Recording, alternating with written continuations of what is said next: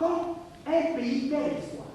C'est avec beaucoup d'attention que ces Brazzavillois ont suivi la pièce de théâtre Bye Bye la Bête, présentée par la compagnie Théâtre des Sans-Voix à l'Institut français du Congo. Bye Bye la Bête raconte l'histoire de Mike et Jeff, deux jeunes habitants d'un pays imaginaire et anonyme qui veulent franchir la frontière de leur pays pour regagner un pays parfait, faisant allusion à l'Occident.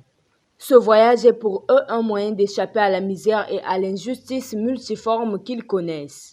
Mike et Jeff se retrouvent égarés dans une forêt. C'est sur la route de cette fuite que ces deux fugitifs font la rencontre de Joséphine, une jeune femme de caractère pleine de compassion et d'amour.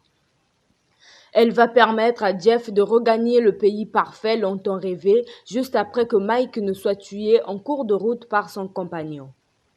Et tout homme est une bête. On a toujours une bête au fond de nous. Mais sur scène, oui. Là, on parle de moi. Mais quand vous regardez aussi de la vie quotidienne, ces histoires-là sont bien présentes. On sort avec les femmes des autres tapent dos aux amis et tout. Ça a toujours été comme ça. Gilles Ferring-Gomboulou, metteur en scène, revient sur les difficultés rencontrées lors de la préparation de cette pièce théâtrale. Énormément de difficultés, vous le savez bien que l'art dramatique au Congo n'est pas du tout soutenu, à l'exception de l'Institut français qui essaie de nous accompagner de temps en temps, mais c'est pas toujours évident parce qu'il y a beaucoup de compagnies, il y a beaucoup de metteurs en scène qui travaillent. Et ce projet, c'est un projet qui date de 2017.